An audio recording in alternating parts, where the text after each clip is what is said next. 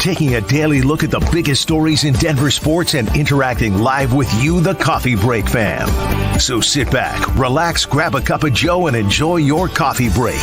Here's your host, Rachel Vigil. Oh boy, everybody. Good morning and happy Wednesday. Wow, things have drastically changed on my timeline in the last 30 minutes, like I'm sure a lot of you are. First of all, good morning. Thanks for hanging out with us.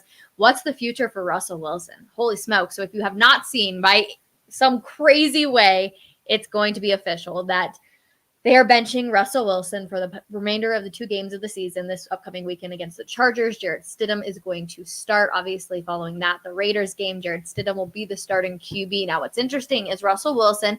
Well, first of all, Jarrett Stidham was in this position literally last year with the Raiders, and essentially, like, Derek Carr just wasn't with the team. Russell Wilson will still be with the team. He will be the backup quarterback.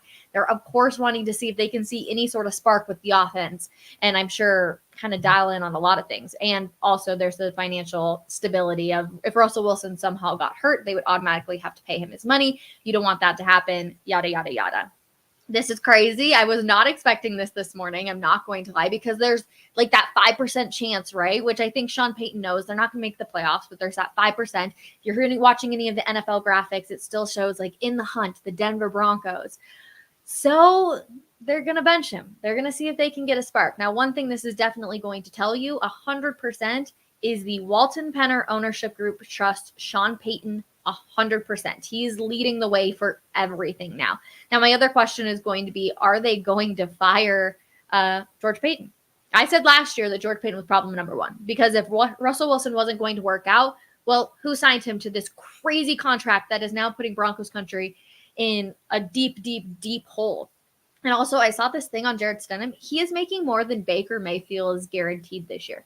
That's crazy for the fact that he is going to come in for 2 games. They're throwing money out left and right, it seems. And you guys, it is just absolutely insane. So good morning. I'm reading all of your comments too. I even asked on Twitter, I was like, tell me how you're feeling, Broncos country, because I'm going to read some of them. I feel like people are either like, I really wanted Russell Wilson to work out, but it just didn't seem like it was going to happen. Or people are like, thank goodness Russ is going to be out of Denver soon enough. I feel like there's no in between. It is definitely one side or the other. Andrew Mason is going to join us here in a little bit too, of course, to discuss this. You guys, huge, huge, huge news. What's the future for Russell Wilson? I don't know, to be completely honest.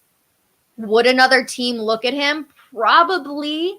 That would be my guess, is some other team would essentially be like, all right, maybe it just didn't work out with Sean Payton. Maybe that was the problem. Obviously, Nathaniel Hackett, that was a disaster, but maybe it just wasn't a good fit there. So finding a different system to run with Russell Wilson. I would be shocked if he didn't play again, but at the exact same time, I don't know how anybody looks at the play that he's had and say, yep, we can do it. And James Marilla, I cannot wait to have him on, you guys, hopefully later this week, because of course he was the one that wanted Russ to stick around. And his thing was Russ had saved the Broncos in big moments plenty of times this year. And I'm like, yes, I understand that. And it's great to have a quarterback, but I want a quarterback too that's going to be up by the 20 points against a very bad Patriots team. So I'm excited to have him. Please keep the comments coming, because I definitely want to hear and see what you guys are thinking, Broncos country. Big, big news. Of course, the Denver Broncos are benching Russell Wilson. Jarrett Stidham will start the remaining 2 games against the Chargers and the Raiders. This is crazy. I can't believe that this is happening today. I was not expecting it. I thought personally that they were going to roll with Russell Wilson for the next 2 games.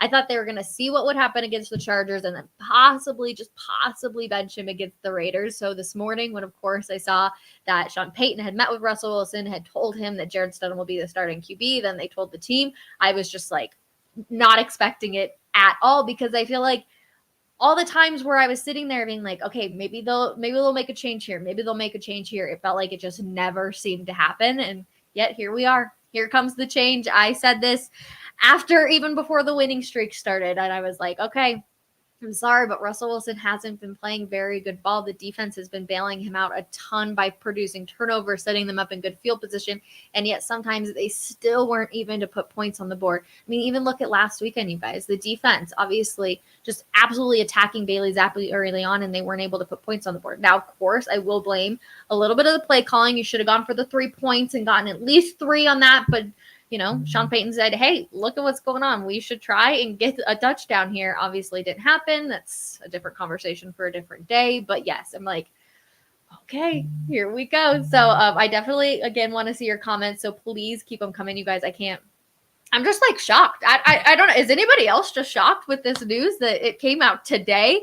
I know I shouldn't be. And that's what's kind of crazy is I really shouldn't be that shocked, but I am. And again, if you have not seen the news, a change in Denver, the Broncos head coach Sean Payton has informed his team that Jarrett Stidham will start Sunday versus the Chargers with Russell Wilson as the backup. With a 1-3 record in the last 4 games, Denver is looking to spark its offense and see what it has in Stidham. So what exactly could be a successful game for Jarrett Stidham? It's a great question, right? Because yeah, we can all sit here and people can bag on Russell Wilson and say, he didn't look very good. But like, what needs to be successful for Jarrett Stidham for us to all feel a little bit more comfortable? And honestly, if the offense looks even better, Broncos country is going to be even more mad that they didn't make this change earlier on. But you couldn't do this change early on because of how much money you have to pay Russell Wilson. But we look back at the stats that he had playing for the Raiders, obviously, when he took over for Derek Carr last year. He was 23 of 34 for 365 yards with 3 touchdowns. Could you imagine Broncos country if we would have seen some games like that this past season? It would have been crazy. I mean, we were lucky for Russ. I don't even know if he had, 3 200-yard games. We were talking in the hundreds, 100%. So definitely interesting. I don't know what just happened to the graphic right there. But I think that a successful game is looking something like that. You're able to move the ball down the field. And of course, the Chargers going through all the things that the Chargers are going through, I do think that there's going to be a little bit of all right, Jarrett Stidham, let's see what's going on. Like, let's see what's happening. There's going to be a little bit of a chip on the shoulder of, hey, we're going to come in and beat the backup, even though he's the starter, he still kind of seems like the backup. And it's all about fit in the NFL, you guys. And that's what I think we're going to kind of see. And that's why Sean Payton is paying Jarrett Stidham so much money. That's why we were all shocked by the amount of money that he was going to get when they originally had signed him. I mean, that $5 million, you're sitting there like he's supposed to be the backup quarterback. And it was because Sean Payton had very little trust in Russell Wilson to begin with. And obviously they tried. They were like, okay, what can we do with this? But this is why you're paying Jarrett Stidham so much money. So, I see Andrew Mason in the back. I'm excited to sit and chat with him, you guys. Let's bring him in. Andrew Mason, good morning. Crazy news, crazy morning. Yeah, good morning. Some technical difficulties, not unlike the technical difficulties that the Broncos had with Russell Wilson over the last couple of years, which is why we're sitting here talking about this. Something that's, you think about it, you rewind to March 2022 when the Broncos bring him in. Yeah. It seems unfathomable that we are at this point, but here we are. Mace, it is crazy, the roller coaster of emotions that we've all gone on with Russell Wilson. It's crazy to think back to the day. I remember it perfectly. It was one of those moments I'll never forget when we found out Russell Wilson was coming to Denver and we were like, the savior is here. We've been waiting for just a quarterback. Obviously, a lot has happened since then, and here we are. And there's no, they're officially moving on, right? There's no way that he would be back next year with this move. I mean, what you're talking about is he's back if he restructures. That's basically what's going to have to happen. If we're talking about Russell Wilson returning, there's got to be a massive restructure that likely involves waiving the guarantee that kicks in on the 5th day of the league year of 2024, which of course that 2025 salary guarantee that kicks in then. So really that's the possibility here. And because you don't make this kind of move, even though the chances aren't great, mathematically the Broncos are still in the postseason race. Yeah. You don't make this kind of move unless you have decided that under the current landscape, you're moving on from him. You're doing this because you don't want to risk the injury. Sean Payton may try to frame it as wanting to give Jarrett Stidham a look the last couple of games, but no, I mean, this is all about you have made the decision to move on from Russell Wilson. And really, if you listen to what Sean Payton said yesterday, it's not a surprise. I mean, he basically, he talked about communication issues still being a problem. And of course, they were a problem, they were a problem last year, right? Yep. Or earlier this season. And you're talking about not the fact that Payton says you can't really do the up-tempo, empty backfield spread out as it did in the fourth quarter consistently, even though Russell Wilson did well doing that and didn't do well in other situations. Like, that was a revealing response right there when I asked him, is there anything you can take from the fourth quarter and apply to the rest of the game? And Payton basically saying, no, this is not something that can be your base offense. That told me, okay, he doesn't think Russell Wilson can run the offense as he wants to run it. Which is crazy because there's been so many like post-game press conferences where it felt like Sean Payton was taking digs at Russell Wilson. And on Sunday after the game, when he was like, I was proud of how he handled the fourth quarter, I was like, oh, like I wasn't expecting that because I'd just seen him take so many digs at him without actually naming Russell Wilson. And so that caught me off guard. But yeah, I mean, you and I were talking yesterday about, that press conference and talking to the media yesterday. And it was just very telling. I just can't believe they did it. Like, it makes sense to do it, Mace, but the fact that they actually did it, I think, is what keeps catching me off guard. That's the thing. I mean, this is, it feels like, thank goodness it hasn't happened to a high degree, but it feels like you just press the button, right? Yeah. They say, the president's got his finger on the button, whatever. This is pressing the button. This is, when it comes to his contract, this is the nuclear option, basically. Okay, and so tell me this. Obviously, the pre-March 17th release is $85 million in dead money, which is $35 million in cash in 2024. If they push that to post June 1st, it's 35.4 hit in 2024 and a 49.6 cap hit in 2025. Oh my gosh, that number just gives me anxiety. It's crazy, but in no way would Russell Wilson ever restructure the deal, correct?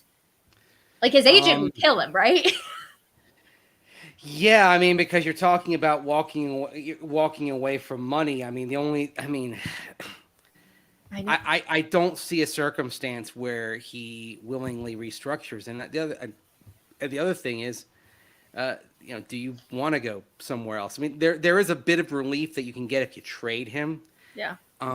Then the dead money goes from 85 million to 68 million, I believe, off the top of my head. Yep.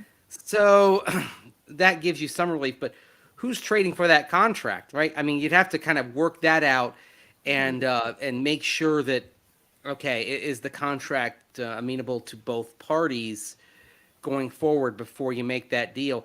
And it would be, I mean, and you're not getting anything for him. If anything, it might be like that Brock Osweiler trade back in 2017 where you're giving some team, you may be giving something to the team that trades for Russell Wilson to get that contract off your books.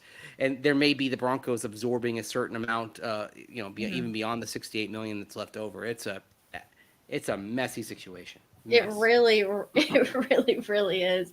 Broncos obviously benching Russell Wilson. The future of what's going to happen with him now obviously up in the air.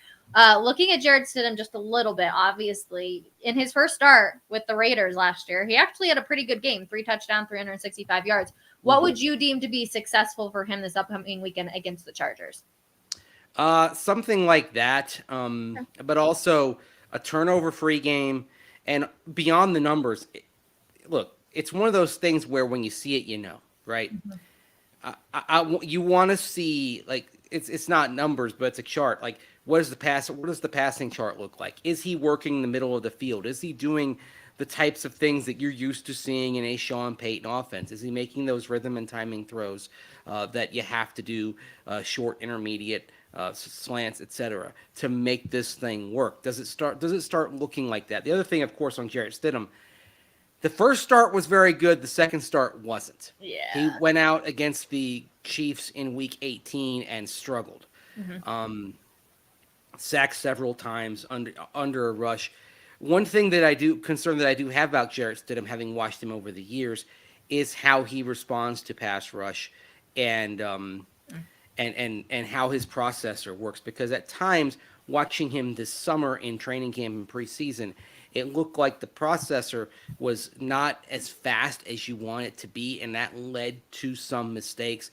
Is this something he can overcome? I mean, basically, this is kind of his audition.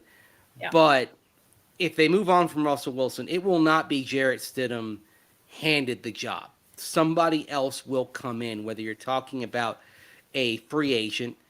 I don't expect it to be a top-of-the-line free agent, not with the commitment yet to Russell Wilson, or draft pick, maybe both if the draft pick is later on, like a second or third round pick. Yeah. But this very much puts the Broncos in line for a quarterback and maybe even moving up for a quarterback, because if you've got this anvil of a contract, anvil of dead money weighing you for the next 2 seasons, the ideal situation is to have a cost-controlled quarterback, and you hate burning up a couple of the years of cost control. Why? Because you have to absorb this Russell Wilson contract, but this is the bed that you've made.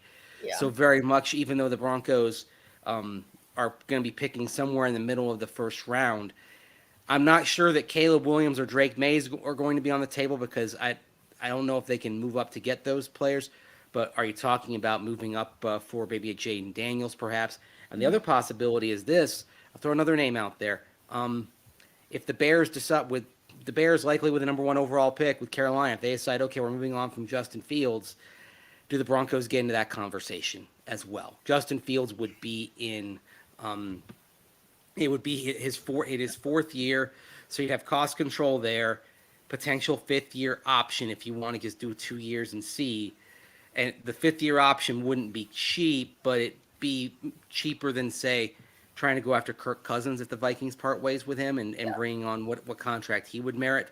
So, yeah, there are a lot of possibilities. We could start going down all of them. I mean, who's to say there isn't a Sean Payton, Trevor Siemian reunion, because Trevor Siemian played for him in 2021. I mean, this is wild. Crazy. It is so crazy. I can't believe we just talked about Justin Fields in a Broncos uniform. Like, wouldn't that be the full circle moment if the Broncos traded for Justin Fields and had Fields and Pat Surtain?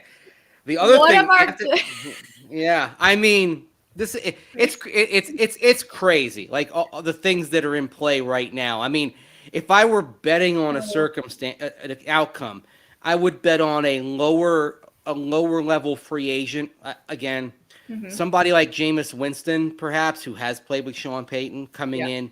And then what you want to do, unless you trade up to pick 1 or pick 2, you always want to go into the draft process saying, okay, if we don't get a player in the first round at that position, we have something we can work with. So that's why I do not think it would be just Jarrett Stidham alone. I think they would bring in a free agent, and then if they draft a quarterback, great, but they don't want to tip their hand, right? And you don't know how things are going to work. You can plan. But if you're sitting there with pick number 14, you can only plan but so much. So, yes, I'll say it right now. It would behoove the Broncos to lose the next 2 games, finish 7-10, get a higher draft position right now. So it's a situation where if they win, unless Jarrett Stidham's going to be the quarterback of the future, if they win on Sunday, they lose a little bit. Okay, Broncos country, answer that. Would you be okay with Jarrett Stidham being the starting QB for the Denver Broncos next year? Mace, though, you said the Broncos made their own bed when it came to Russell Wilson and the contract, etc. When does George Payton walk out the door? He's the one that you have to, yeah. Unless Sean Payton has really found an accord with him over the last 11 months or so, I'd have to think that it's coming. The question is it would be coming right after the season or after the draft cycle ends? That's a huge part of this. Some teams like to make that move after the draft cycle ends. That's the natural end of the cycle for a general manager, a person in personnel, whereas the end of the cycle for a year for a coach is the end of the regular season or the end of the playoffs. Mm-hmm.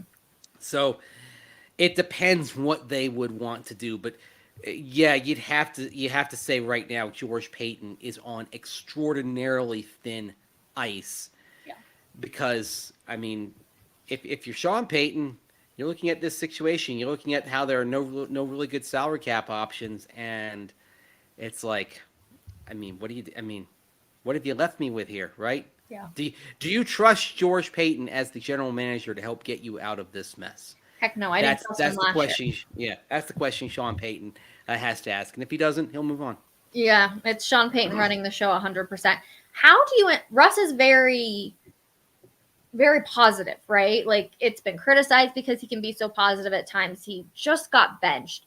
Do you think he's going to be, standing right next to Jarrett Stidham, walking him through stuff on the headset come, Sunday, or do you think that he's going to just kind of sit back, be back on the bench, and let Jarrett Stidham do his thing? It's going to be fascinating to watch. I think he'll be a pro about it. Yeah. I think he'll be helping out. I think, 'cause look, we can criticize, the fact that Russell Wilson gets up at a press conference and says absolutely nothing a lot of weeks, right? Yeah. that especially last year almost was too positive. Very, very much felt like he wasn't reading the room to some degree. But the one thing I don't think you can criticize, Russ is a good person, and Russ is going to help Jarrett Stidham. I would be shocked if he wasn't there supporting Stidham. Now, here's the interesting question. Do you have Russell Wilson be the backup?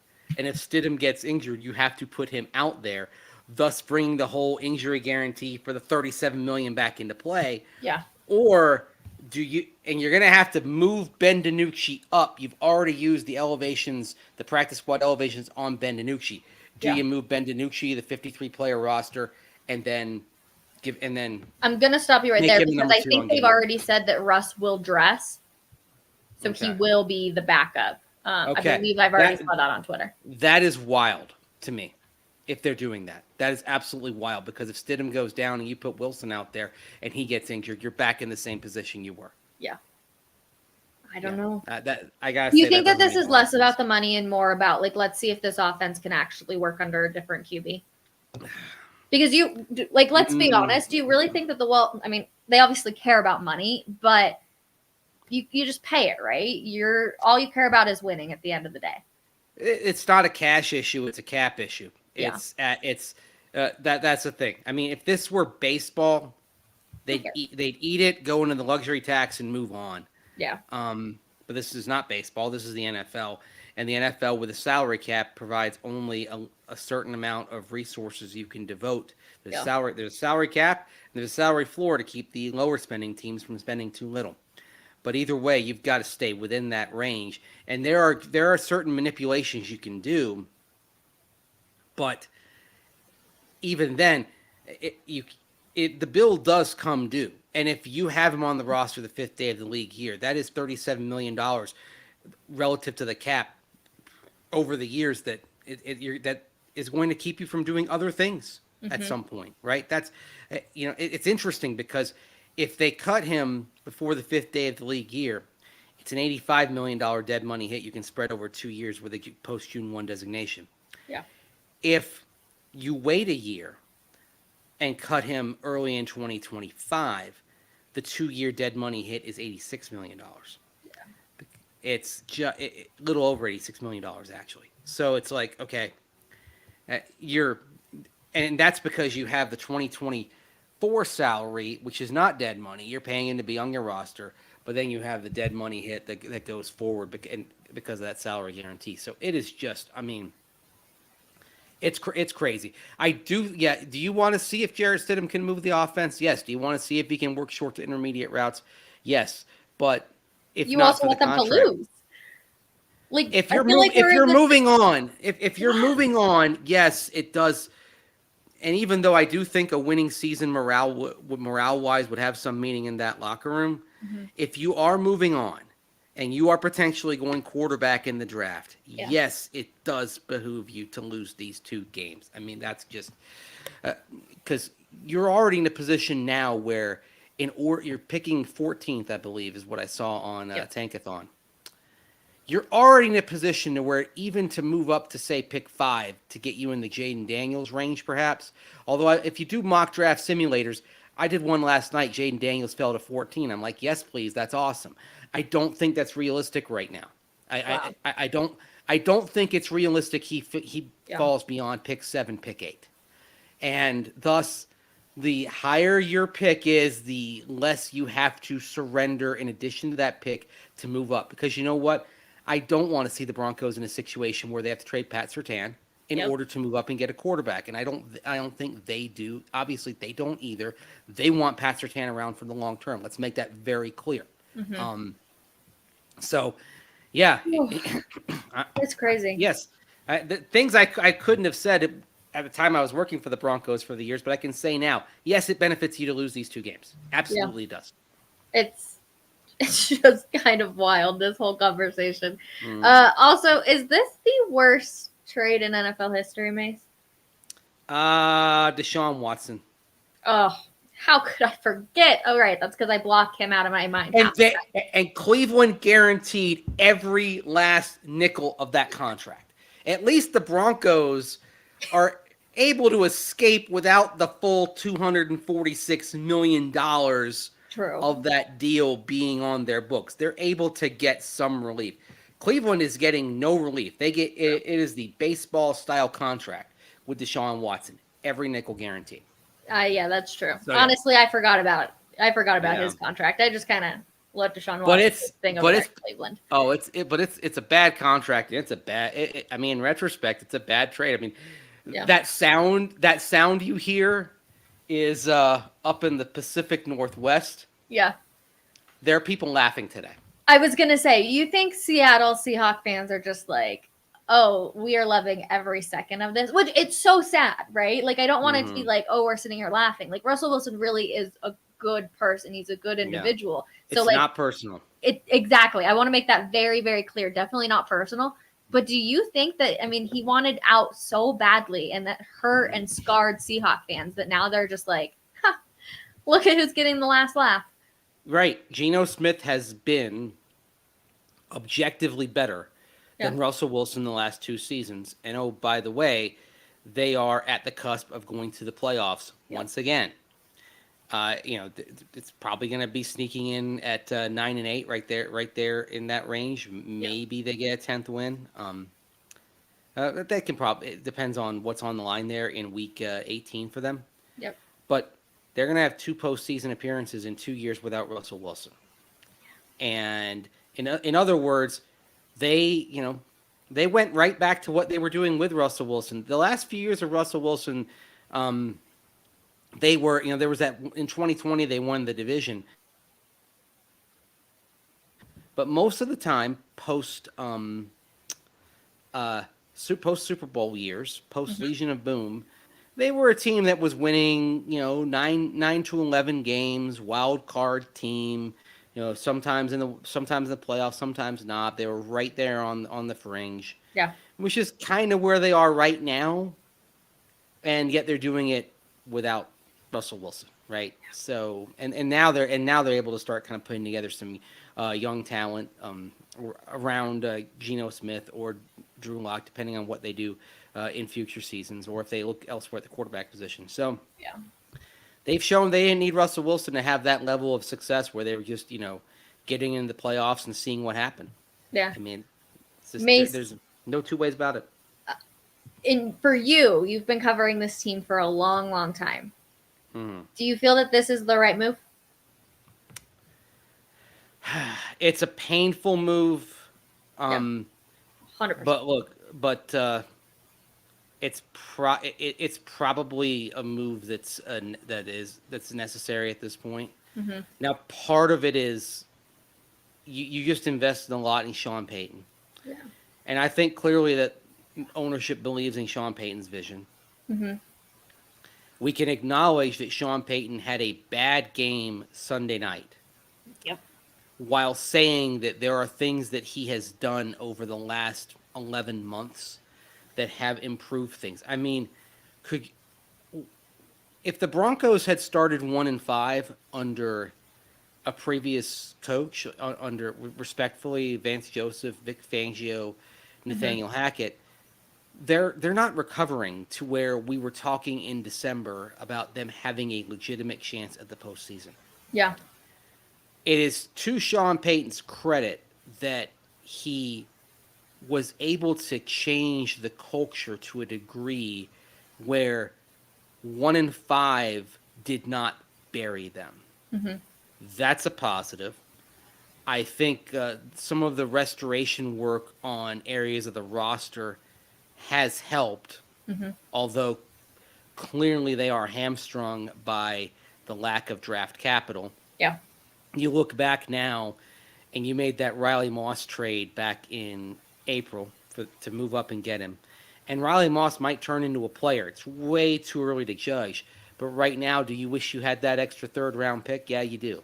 And that's an interesting thing because Sean Payton historically likes to move up and get the players that he wants. Mm-hmm. But the Broncos are still in a draft capital deficit, which is why it's very tricky. I mean, if you want Jaden Daniels, you'll probably have to move up.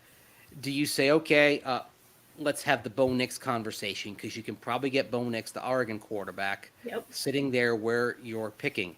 Michael Penix Jr., you might be able to get him in round 2, even though you'd have to find a way to get a round 2 pick because you don't have one right now because of the Sean Payton trade. Oh, that's another thing. They are not. I mean, this team is not in a good situation right now. Okay, no, and now you're gonna have if you move on from Wilson, if this is the beginning of the end, you've got the massive dead money that you're gonna have to work around in roster construction. Now that being said, okay, there is a path. I would say look at the Los Angeles Rams this year, an incredibly young roster without top-level draft picks because they kept trading them, right? And they decided we're going to sink or swim with these kids. Yep. Okay. And when Matthew Stafford got hurt, they struggled. That young roster kind of buckled and collapsed for a little bit. Yep. But they said, look, we're going to throw these guys out there, see what they can do, see where they go. What you have now is a Rams team at the end of the season. Yes, having Matthew Stafford is the key thing, a key element to this. But this Rams team with a lot of young players, and we're talking low draft picks, undrafted free agents that are making an impact on that roster. They're about to be in the playoffs, and right now they look like that team that can get in the playoffs and be very dangerous. And part of that is because they took the young talent that they had and they just trusted and said, okay, let's see where these players go. The Broncos in 2024, if they're having to work around this contract, they may need to have a similar philosophy of saying, all right, we're going to sink or swim. Let's see, like Drew Sanders, let's see where he goes. Riley Moss, let's see where he goes, right? All of these things are going, and then draft picks next year. They're going to have to do that and then be patient. And yeah, they're going to have to live with some bumps along the way, kind of like the Rams did earlier this season. But it can work. You're just going to have to be patient. And we know sometimes Sean Payton isn't the most patient of dudes. I was going to say, and I don't know if Broncos country can be patient any longer. They're so frustrated. They're looking for the answer. And as we were sitting there a second ago, Mace, I was just thinking, I'm like, we were kind of all questioning Sean Payton's play calling on Sunday. We were like, what are we doing here? Some of the things didn't add up. Do you think that Sean Payton was looking more in the future than right there in the moment to say, all right, like, let's see if Russ can do it here? Like, I just go back to the very first drive what the Broncos had where they should have just kicked the field goal. And honestly, if they had, they probably would have won that game, right? But I think Sean Payton was almost looking at it as like, nope, like, I want the 7 points because if I can't have a quarterback that doesn't have the 7 points, then I'm looking towards the future. That just like came into my head, and now I can't stop thinking about it, thinking on so many of those plays we saw. I'm not sure about that just because Sean Payton is very moment to moment in how he calls the game and how he gets engrossed in it. Yeah. I think maybe crafting the game plan in the relative calm and tranquility of the week, maybe that came into play with the types of plays that they were incorporating into the game plan. But I think when they got to game day and were decision making, it became very much around what's going to work here. And I think with that goal to go situation, I think part of it is, all right, we get these guys down 7-0. This game is over. But if we stop, this might be over. Maybe they don't come back from this. But if we don't get this, our defense should be able to get them off the field quickly and get good field position for another opportunity, which is exactly what happened. They got him. They got the Patriots off the field like that. Yep. The next drive started on the Patriots side of the 50-yard line.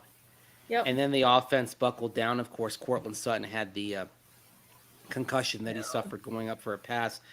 And that's another thing. If Courtland Sutton gets injured, the Broncos win this game. I'm willing to say that right now. And that's another thing. I don't think that this was necessarily like kind of a plan per se, because your plan going into that game involved Courtland Sutton. And I think if Sutton's out there and that's Russ's preferred target, and he's going out and doing the 9-ball jump ball thing, then you're probably getting some shots that allow you to win the game, shots that didn't happen. So that's so bad though, that like if your number one wide receiver goes out, that like you're just screwed. Like Jerry Jeudy had a pretty darn good game on Sunday. Like he had some really good catches. He made some big time plays. But that's once they got him the ball, right? Because they didn't get him the ball until the fourth quarter. I mean, know, which it was like after Sutton went down, the whole thing became that's terrible. Tight end, running back. They got the ball to Marvin Mims Jr. Mims caught it behind the line of scrimmage. I mean, the vertical element was just gone. I know. Absolutely gone without Courtland Sutton. I mean, it's. How do you think the last one for you, Mace? Because I know we've gone over. And everybody in the comments, please keep them coming. Let us know how you're feeling. But how do you think that the rest of the team is going to feel about this? I mean, I'm sure you've seen the play that's going viral right now of, Russell Wilson gets sacked and the O-linemen are shaking their heads and walking away. Nobody helps them out. Like, we talk about players rallying around new coaches or interim coaches that come in. How do you think that they're going to react this week? I mean, I think there will be empathy, even though you look at that is a meaningful shot when you don't see anyone, leaning to pick him up. I think there will be empathy on a human level because everyone in that locker room understands what it means to be benched. Mm-hmm. But everyone's going to go out and do their jobs. I mean, the train's going to keep on going, and Russell Wilson's going to be at the station, so to speak, right? I mean, that's the nature. That is the nature of this game. It's next man up, and whether it's for injury or ineffectiveness, that next man up is Jarrett Stidham. Buckle up, everybody. I'm sure you'll see like some if Wilson's there. I'm sure there'll be some that kind of go up to him, but then I'm sure maybe some are not going to say anything, right? It just depends how you handle it and whether you feel like you have any relationship with Russell Wilson or not, because that's another thing. That's another thing too. I'd say to some degree that there was a struggle to connect with some parts of the locker room.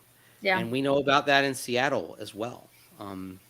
It's not to say that Russ like he's on an island. No, I mean, but it's the quarterback. It was definitely an issue. Sometimes you're in the locker room and you take note of guys talking, that kind of thing, and just when we're there, we in the media, we're only there for like 45 minutes a day, so we don't have a complete picture. Let's make that clear. But yeah, it was a different vibe. I think back to like Peyton Manning being in the locker room. It was a different vibe, because I recall with Peyton, when he was there, people would come up to him and ask. They talk ball. I remember C.J. Anderson sitting there and having a long conversation with Peyton Manning about what to do on this play. What's our plan here? How do we get this right? And at least in the period of time in the locker room that we see, you don't see that kind of thing in general. So no, even on Sunday, I didn't see any teammates over by Russell Wilson, but I saw somebody who was not dressed in any Denver Broncos gear. So I was like, interesting. It's always interesting to pay attention to what you see out there. It has been, I mean, if this is the end, it has been a crazy couple of years. I know. I mean, and it's unfortunately for the Broncos, it's going to echo for another couple of years, because you're going to be sitting there looking at that dead money charge. But the interesting thing, though, is I would not dismiss the notion of somebody trading for him, because it is a QB needy league, and there are some teams that may look at him and say, okay, this is an upgrade. I mean, if you're two teams that kind of jump to mind right away are the Atlanta Falcons and the Pittsburgh Steelers. Although I think Atlanta is probably more inclined to be in the Justin Fields sweepstakes. Yeah. And I think that would make a lot more sense, especially if they bring Arthur Smith back as head coach, because I think Smith with Fields could look like Smith with Ryan Tannehill basically reviving his career Yeah. with the Tennessee Titans.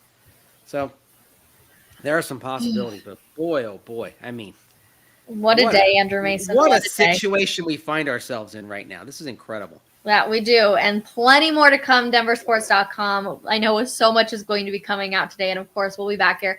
Andrew Mason and Cecil Lammy will also be on Orange and Blue today at 3:30, talking everything that you need to know too about this. A big day for Broncos country. Change is definitely here.